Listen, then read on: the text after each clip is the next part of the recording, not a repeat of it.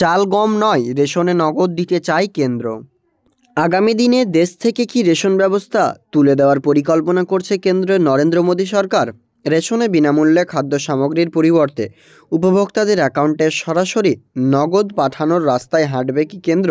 এই প্রশ্ন উসকে দিয়েছে নীতি আয়োগ। মঙ্গলবার রেশন ডিলারদের সর্বভারতীয় সংগঠন অল ইন্ডিয়া ফেয়ার প্রাইস সব ডিলার্স ফেডারেশনের সাধারণ সম্পাদক বিশ্বম্ভর বসুকে নীতি আয়োগের তরফে তলব করা হয়েছিল। তার সঙ্গে নীতি আয়োগের প্রোগ্রাম ডিরেক্টর তথা প্রাক্তন পরামর্শদাতা ডক্টর যোগেশ সুরির নেতৃত্বে 7 সদস্যের টিম দীর্ঘ বৈঠক করে। এবং বর্তমানে আপনারা জানেন যে একটা আপনাদের নিউজ দেখা যাচ্ছে বারবার করে, রেশন ব্যবস্থা এবার আসতে চলেছে সরাসরি ব্যাংক অ্যাকাউন্টে টাকা। উপভোক্তাদের টাকা নাকি জানুয়ারি মাসে দেওয়ার এক নিউজ আপনারা প্রত্যেকে নিউজ পোর্টালে দেখতে পাচ্ছেন। এই পত্রিকায় স্পষ্টই বার্তা বলা হচ্ছে যে এখানে আপনারা দেখতে পাচ্ছেন ডিলারদের সর্বভারতীয় সংগঠন তথা অল ইন্ডিয়া ফেয়ার প্রাইস সব ডিলার্স ফেডারেশনের সাধারণ সম্পাদককে তলব করা হয়েছিল নীতি আয়োগে, এবং সেখানে পর্যালোচনা করবার জন্যই সেখানে ডাকা হয়েছিল। এবং তারপরে কি বলা হয়েছে বিস্তারিত দেখুন। আলোচনার বিষয় ছিল রেশন ডিলারদের দীর্ঘদিনের কমিশন বাড়ানোর দাবি। সেখানেই সুরি রেশনের সামগ্রী নিয়ে সাধারণ মানুষের কোনো অভিযোগ রয়েছে কি না তা জানতে চান। একই সঙ্গে রেশন যে চাল গম দেওয়া হয় তার পরিবর্তে নগদ টাকার হস্তান্তর করলে সেটা ভালো হবে কিনা সেই প্রশ্নও করেন। বিশ্বম্ভর জানান, রেশনের পরিবর্তে নগদ টাকা হস্তান্তর করলে সব কিছুই খোলা বাজার থেকে সাধারণ মানুষকে কিনতে হবে। সরকার খোলা বাজারে কিভাবে দাম নিয়ন্ত্রণ করবে পাল্টা প্রশ্ন করেন তিনি। তাতে নীতি আয়োগের তরফে সেভাবে জবাব দেওয়া হয়নি বলেই দাবি করেছেন বিশ্বম্ভর। এদিকে সোমবারই রেশন ডিলারদের কমিশন বৃদ্ধির দাবি নিয়ে কেন্দ্রীয় স্বরাষ্ট্রমন্ত্রী অমিত শাহর বাসভবনে গিয়ে দরবার করেছিলেন বসু। সংগঠনের পরামর্শদাতা লোকসভা সংগঠন সৌগত রায়ের নেতৃত্বে 7 সদস্যের প্রতিনিধি দলের সঙ্গে প্রায় 15 মিনিট আলোচনায় শাহ তাদের দাবি বিবেচনার আশ্বাস দিয়েছেন। তারপরেই এদিন নীতি আয়োগের তরফে বিশ্বম্ভরকে তলব করা হয়।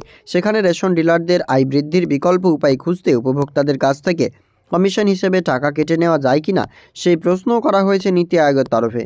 প্রাথমিকভাবে এই ব্যবস্থা উপভোক্তারা আপত্তি জানালেও পরে তাতে সরগর হয়ে যাবেন বলেই মত প্রকাশ করেছেন বিশ্বম্ভর।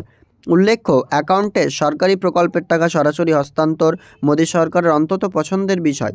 কেন্দ্রে মোদী সরকার ক্ষমতায় আসার পর থেকেই এই প্রবণতা ক্রমবর্ধমান, যার সবথেকে বড় উদাহরণ প্রধানমন্ত্রী কৃষক সম্মান নিধি প্রকল্প। অ্যাকাউন্টে সরাসরি নগদ হস্তান্তর করলে তাতে ভুয়ো উপভোক্তারা সমস্যা এড়ানো সম্ভব হয় এবং সরকারের খরচও বাঁচে বলেই একাধিকবার দাবিও করেছেন কেন্দ্রীয় অর্থমন্ত্রী নির্মলা সীতারামন। বিরোধীরা অবশ্য মোদী সরকারের নগদ হস্তান্তর প্রবণতাকে টাকার বিনিময়ে ভোটারদের প্রভাবিত করার চেষ্টা বলে বহুবার অভিযোগ করেছে। তো স্পষ্টই বুঝতে পারছেন এখন আপাতত রেশনের সরাসরি যে নগদ টাকা হস্তান্তর করার দিকে কোনোরূপ ভাবনা চিন্তা এবার কেন্দ্রীয় সরকার করেন কিনা সেই দিকে নজর থাকবে। তবে আপাতত কোনো জায়গায় আমরা দেখতে পাচ্ছি না স্পষ্টই যে নোটিফিকেশন দিয়ে দিচ্ছে যে টাকা আপনারা কোন রেশন কার্ডে পাবেন সব কিছু, এই সংক্রান্ত কোনো আপডেটস এখনও পর্যন্ত কেন্দ্রীয় সরকারের তরফ থেকে আসেনি।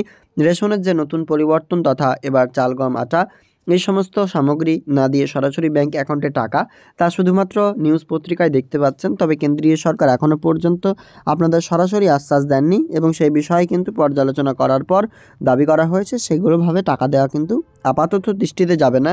কারণ টাকা যদি সবারই ব্যাংক অ্যাকাউন্টে দিয়ে দেয় সেক্ষেত্রে তিনাদেরকে খোলা বাজারেও কিন্তু সামগ্রী কিনতে হবে। তবে সেখানে যে একটা দামের বৃদ্ধি, সেই দামের বৃদ্ধি কিভাবে কমাবেন সেই নিয়েও কিন্তু প্রশ্ন তুলেন সেখানে।